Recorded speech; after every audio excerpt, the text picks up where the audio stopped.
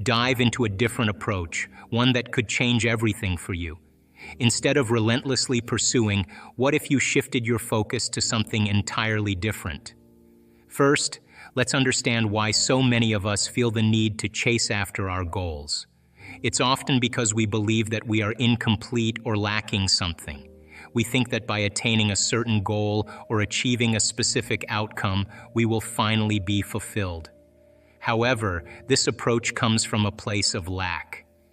It's as if we are saying to the universe, "I am not enough as I am.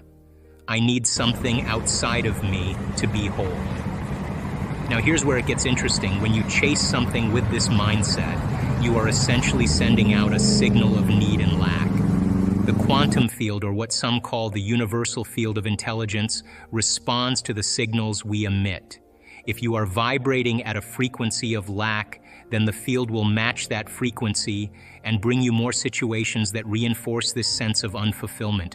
This creates a cycle where no matter how hard you try, you end up back at square one, feeling like you're always missing something. So what's the alternative? Instead of pursuing something with a sense of lack, shift your focus to something more powerful. Instead of running after your desires, start with a new practice, the art of becoming the person who already has what you want. It's about changing your internal state, rather than chasing external results. Let's take a moment to explore a powerful technique for achieving your goals. Imagine for a moment that you have already reached your goal. Picture it as vividly as you can. What does it feel like to have accomplished what you wanted? How do you think and feel in this state? Visualizing yourself having already achieved your goal helps you understand what it would be like if your desire were a reality. For example, if your goal is to own a beautiful home, imagine yourself living in that house. Feel the excitement and happiness of walking through the front door. See the details of your new space, maybe the cozy living room, the lovely garden, or the bright kitchen. As you imagine these details, start to tune into the feelings associated with achieving your goal. Are you feeling joy, pride, or satisfaction? Allow yourself to fully experience these emotions as if your goal is already a reality. This means embracing the positive feelings that come with achieving what you desire, right now, in this moment. When you align yourself with the feeling of already having what you want, you start to resonate with the frequency of that desire. This means you are putting yourself on the same wavelength as your goal. Just like a radio tuning into a specific station to catch the right frequency, your mind and body tune into the energy of your desire when you feel as though it has already happened. As you do this, your brain and body begin to function as if your wish has already been fulfilled. Your brain starts to think and process information based on the belief that your goal is achieved. It becomes accustomed to this new reality and starts to work towards it automatically. Your body also starts to respond to this new mindset. It begins to adjust itself to support the feelings and actions that align with having achieved your goal. For instance, if you are visualizing yourself as a successful business owner, your brain starts to think like a successful entrepreneur. You might notice yourself coming up with creative ideas or feeling more confident in making decisions. Your body might respond by adopting habits that support your success, such as being more energetic or motivated to work. This process is key to manifesting your desires effortlessly. When you align your thoughts and emotions with the state of already having what you want, you create a powerful connection between your inner world and your outer reality. This alignment helps you attract the experiences, opportunities, and people that will help bring your goal to fruition. Think of it like this. If you are constantly focused on what you don't have or what you lack, you are sending out a signal of scarcity. But when you focus on having already achieved your goal, you send out a signal of abundance. This abundance mindset helps to draw in the things you want because you are aligning yourself with the frequency of having. Let's take a closer look at how this works. Your brain is an incredibly powerful organ. It processes vast amounts of information every second, but it can only focus on a tiny fraction of that information. This limited focus means that much of our potential goes untapped. When you focus on the feeling of already having what you desire, you are essentially training your brain to align with that reality. This process is known as mental rehearsal or mental creation. You see, when you create a clear and vivid mental image of your desired outcome and immerse yourself in the emotions associated with it, you are essentially rewiring your brain. You're creating new neural pathways that align with your desired state. Your brain then starts to send signals to your body, telling it to act and react as if your wish has already been fulfilled. This alignment between your mental and emotional states allows you to attract and manifest your desires more easily. So how do you begin this process? It starts with becoming deeply aware of your current state. Notice your thoughts and feelings throughout the day. Are they aligned with your desires, or are they based on lack and limitation? When you become aware of these patterns, you can start to shift your focus. Let's explore how practicing meditation can help you achieve a state of coherence and transform your life. Meditation is a powerful tool that can help you quiet your mind and connect deeply with your inner self. It's like giving your mind a rest and creating a peaceful space where you can focus on your true desires and goals. When you meditate, you start by finding a comfortable position, either sitting or lying down, and then you close your eyes. The goal here is to quiet the busy chatter of your mind. Imagine your thoughts as clouds drifting by in the sky. You observe them without getting caught up in them. You let them come and go while you focus on something calming, like your breath or a soothing sound. As you practice meditation, you enter a state of coherence. This is a balanced and harmonious state where your mind and body work together smoothly. In this state, you are more connected to your inner self, which is your true essence beyond everyday thoughts and distractions. It's like tapping into a deeper part of yourself that knows exactly what you want and how to achieve it. When you are in this coherent state, you can start to create a clear vision of your desired outcome. For example, if you want to achieve a specific goal, such as landing a new job or improving your health, you can visualize this goal as if it is already happening. Picture yourself in the situation you want to be in.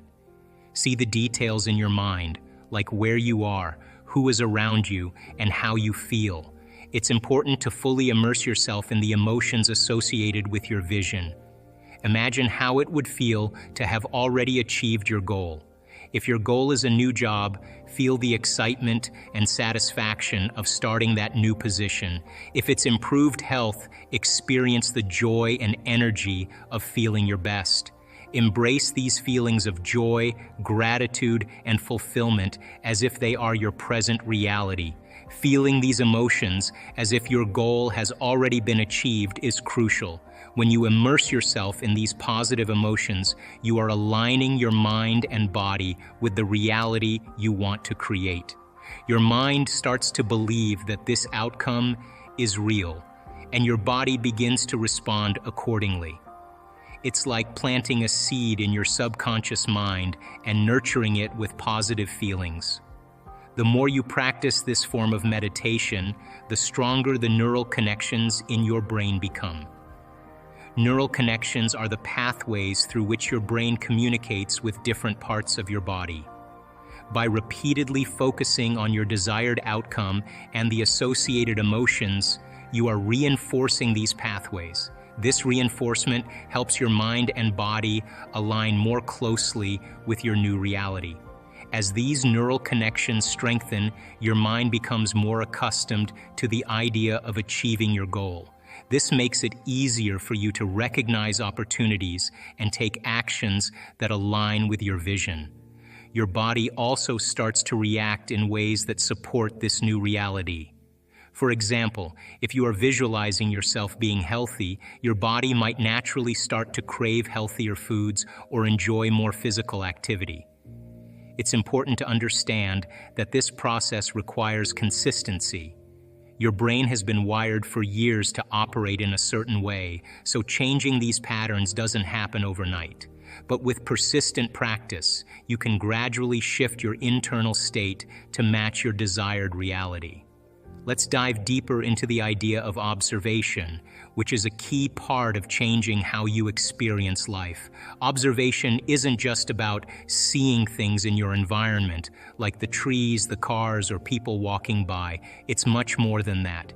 It's about paying close attention to what's happening inside you, your thoughts, your feelings, and your reactions. Imagine you're sitting quietly and simply watching your mind as if it were a movie screen.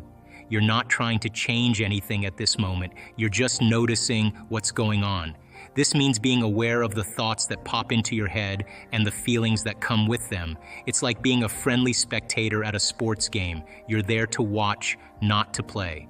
When you observe your thoughts and emotions, you begin to see patterns. You might notice that you often think about worries or doubts. Maybe you find yourself feeling anxious or upset frequently. By observing these thoughts and feelings without judging them, without saying things like, "I shouldn't feel this way" or "this is wrong," you create a special space for change to happen. This space is important because it allows you to step back from your usual automatic reactions. Instead of being caught up in the emotion or thought, you see it as something separate from you. For example, if you notice that you're feeling anxious about a situation, instead of letting that anxiety take over, you observe it. You might think, "Oh, I'm feeling anxious right now, that's interesting." This simple act of observation can help you gain some distance from the emotion. Once you create this space by observing without judgment, you're in a better position to make changes. You can choose to shift your focus from a place of lack to a place of abundance. When we talk about lack, we mean focusing on what you don't have or what you feel is missing in your life. It's a mindset that makes you feel incomplete or unsatisfied. For instance, if you're constantly thinking about what you don't have, whether it's money, success, or love, you're coming from a place of lack. On the other hand, abundance is about focusing on what you do have and feeling grateful for it. It's about recognizing the positive aspects of your life and appreciating them. When you shift your focus to abundance, you start to feel more content and fulfilled. This doesn't mean ignoring problems or pretending everything is perfect. Instead, it means choosing to focus on the good things and the possibilities in your life. So how does observing help with this shift? When you observe your thoughts and feelings, you become more aware of when you're thinking from a place of lack. You might notice that you're worrying about not having enough money or feeling jealous of others. With this awareness, you can consciously decide to shift your focus. Instead of dwelling on what's missing, you can choose to think about what you're grateful for. By observing yourself and practicing mental rehearsal, you begin to step out of the cycle of constant pursuit and move into a state of being. You start to live in the feeling of having already achieved your desires. This shift in perspective changes how you interact with the world and how the world interacts with you. Another important point is to recognize that this practice is not about denying reality or escaping from problems. It's about changing your relationship with reality. When you approach life from a state of fulfillment rather than lack, you attract more positive experiences and opportunities. Your energy changes and you start to see new possibilities that were previously hidden. The quantum field responds to the energy and frequency you emit. When you vibrate at a frequency of abundance and fulfillment, you align yourself with the outcomes you desire. The universe or the quantum field will then bring experiences and situations into your life that match this frequency. So, the next time you find yourself chasing after something, pause and ask yourself, am I coming from a place of lack or fulfillment? If it's from lack, then take a step back and focus on becoming the person who already has what you want. Embrace the feeling of fulfillment and let go of the need to chase after your desires. By shifting your focus from pursuit to being, you align yourself with the quantum field in a way that allows your desires to flow to you effortlessly. This approach not only changes your external circumstances, but also transforms your internal experience. You'll find that as you embody the feeling of already having what you want, your life starts to change in ways you never imagined. Programmed we really are. And that's bothered me ever since I wrote the book, because people watch things in their external environment and they accept, believe, and surrender to that information without any analysis, and they're programmed. And so when you and I start waking up and say no to those programs, and we start to think that we're maybe a little bit more unlimited than we're given credit for, and it's not driven for profits or self-interest, but when people start to wake up and say, hey, I healed myself of this condition, I healed myself of Parkinson's, I healed myself of lupus, I healed myself of cancer, I healed myself of rheumatoid arthritis, I've healed myself of chronic pain, I healed myself of food allergies. Hey, yeah, I was abused as a child. Yeah, that's right, I was beat up by a violent father, and I lived in vulnerability and fear for the last 25 years. But that fear has signaled the wrong gene, and I developed this genetic condition. It's not enough to just have a clear intention, because clear intentions have very little effect on the nature of reality. Most people don't know that they're moving in and out of the quantum field 7.8 times per second, that you're vibrating in and out of the field all the time, and every time you leave, you disappear, and when you come back, you disappear into that field of information, and you come back with information. But if you go out as the same person, you don't bring any new information back. Are you with me? If you look at quantum physics, the physics of possibility, it's really talking about the spiritual aspect of ourselves, because you couldn't explain a miracle, you couldn't explain a biological process, you couldn't explain a simple healing of a cut at this point without understanding the quantum model of reality, and that there are particles, which are matter, it's you and I and everything in this physical world. And then there's energy, and that energy has a consciousness, it has an awareness, and that energy is a field of information that we are an extension of, that we have access to, and that we spend so much of our life looking outside of ourselves instead of looking inside of ourselves, and that we are really conditioned to look just for particles and matter instead of energy and information. And truly, when people reach the end of their beliefs or they're facing crisis in their life, that's the moment they start to turn within and start to ask the bigger questions. And if you were astute enough to look at this in moments of contemplation, if you were wanting to hide God anywhere, it would be a good place to hide. It would be within the human being, because everybody's looking outside of themselves, and we look for reasons to change and regulate our emotional states. We think that things and people and external things will really fulfill emotions that we're trying to change within us, and that truly when we start to really investigate who we are and look to see how we do that and demystify it, I think once we start to demystify it, it can become a skill. And so Einstein was a super cool guy because he spent a lot of time inward, and at 12 years old, he asked himself this simple question: if I ride my bicycle at the speed of light and I turn my lamp on, I turn my headlight on, will it go on?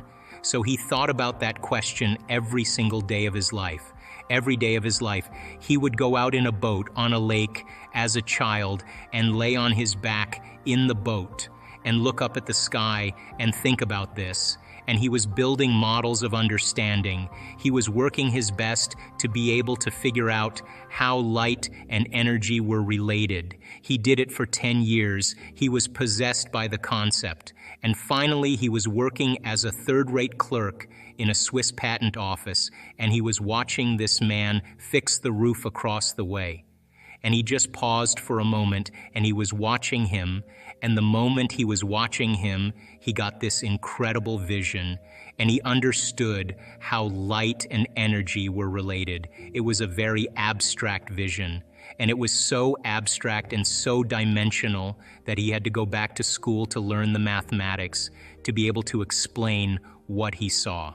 And so it became very interesting because when Einstein published his papers on relativity, he didn't say like, hey, this person said this and this person said this and I'm going to footnote this person. He just said, ladies and gentlemen, this is how it is. And it rocked the scientific community because he didn't really need anybody else as a reference. He had a discovery. And his discovery was so unique, and his brain really was wired for the understanding of light, and light was the ceiling of this reality. And so Einstein and Planck started doing these really interesting experiments where they were taking energy and they were putting energetic impulses into metals. And what they were looking to see is if electrons behave the same way as the very large. In other words, when an apple falls from the tree, it falls in a very specific way. It falls towards the center. It falls towards the larger body.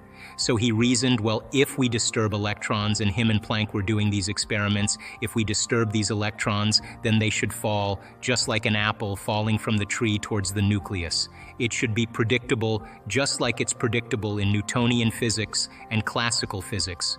Well, when they started disturbing the electrons, something very unusual happened. The electron gained energy, then it lost energy, and it gained energy, and it lost energy. And it gained energy and it lost energy. And instead of it falling like a ball rolling down a hill, it was like a ball rolling down steps. All of a sudden, they became very aware that the subatomic world, the very tiny, didn't behave like the very large world. And so then they started to look for the electron. They started to try to measure it, and everywhere they looked for it, it appeared. And when they turned their back on it, and they no longer looked to measure it, it went from a particle that collapsed, called collapsing the wave function, back into energy. Now, this was a revolutionary moment because this meant that subjective mind, your mind has an effect on the objective world. That mind and matter are somehow correlated. And so this birth of quantum physics came along. And this quantum physics experiments say that you cannot do a quantum physics experiment without an observer around. In other words, a mind always has to be present because it will influence the outcome. You with me?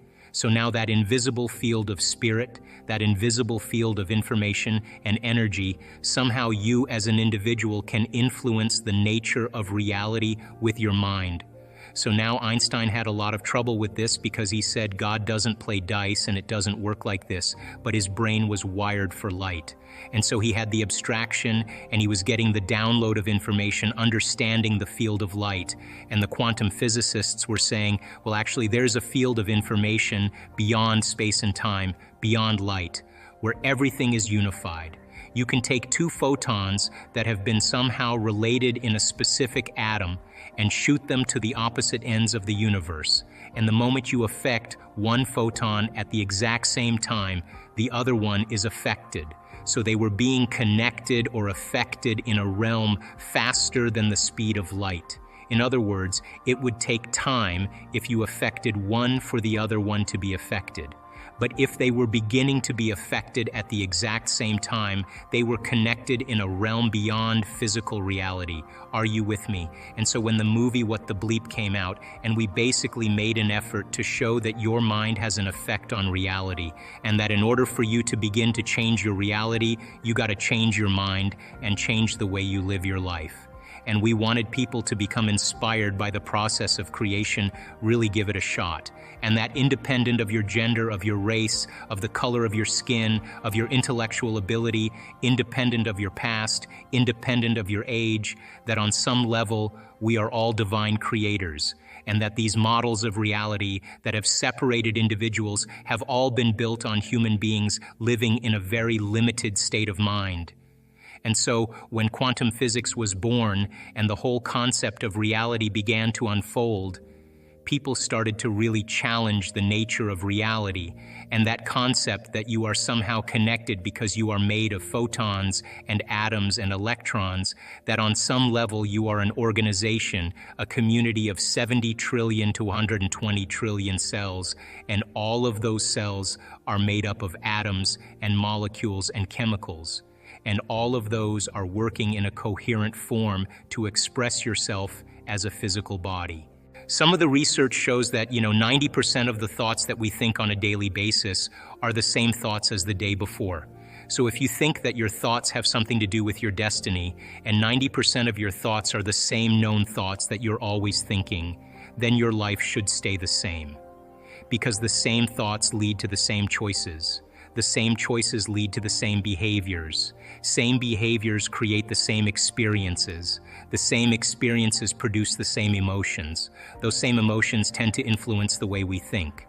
And our biology, our neurocircuitry, our neurochemistry, our hormones, and even our gene expression is equal to how we think, how we act, and how we feel. And how you think, how you act, and how you feel is called your personality. And your personality creates your personal reality. That's it. So then it makes sense then. If you want to create a new personal reality, a new life, you're going to have to change your personality. And you've got to start thinking about what you've been thinking about and change it. You've got to become aware of your unconscious habits and behaviors, even how you speak. Then you have to look at the emotions that you live by every single day and decide, do these emotions belong in my future? So many people try to create a new life as the same person. In order to create a new personal reality, you've got to change your personality. So the principle in neuroscience says that nerve cells that fire together wire together. Thinking the same way, making the same choices, demonstrating the same actions, creating the same experiences that stamp the same networks of neurons into the same patterns, all for the familiar feeling called you. And you do that for 10 years in a row. You're going to hardwire your brain into a very finite signature because you're firing and wiring that way. And that box in the brain, that becomes our personality, becomes our identity.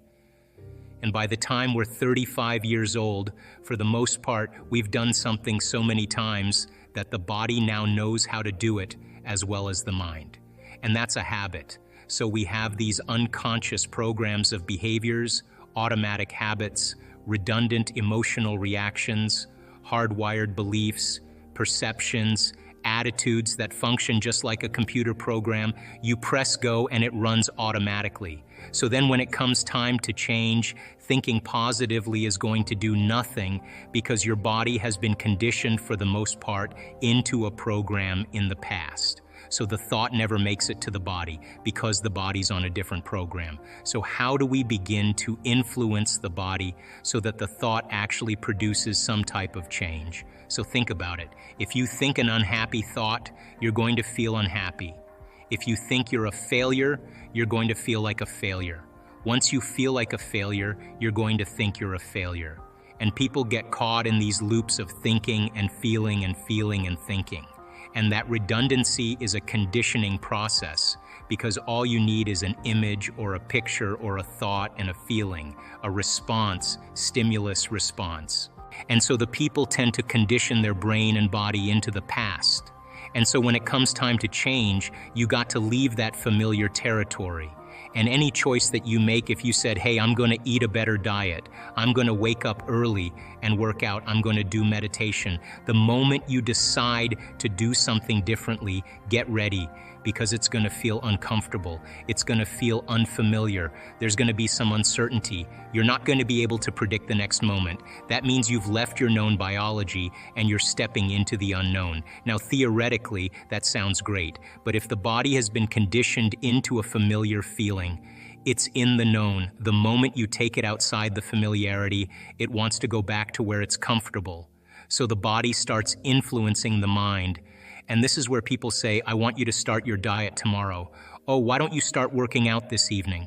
You're really never going to change. You're too tired. You have a headache. This doesn't feel right. And this is where people talk themselves out of it.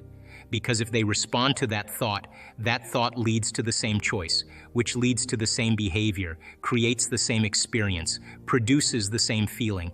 And then they say, "This feels right?" "No, that feels familiar." So going from one state of mind and body to another state of mind and body, you got to cross a river. And the hardest part about change is not making the same choice as you did the day before. Now, once people understand that they're going to be uncomfortable, then the question is, what thoughts do you want to fire and wire in your brain? What behaviors will you demonstrate in one day? And the act of closing your eyes and rehearsing who you're going to be when you open your eyes begins to install neurological hardware in your brain to look like you've already done it. Now the brain, which is typically a record of the past, now becomes a map to the future. And if you keep doing it, the hardware begins to become a software program. And you start behaving differently. And then if you can teach your body emotionally what the future will feel like, that means then you're not going to wait for your wealth to feel abundant, or your success to feel empowered, or your new relationship to feel love. In fact, the moment you start feeling abundant, you're generating wealth.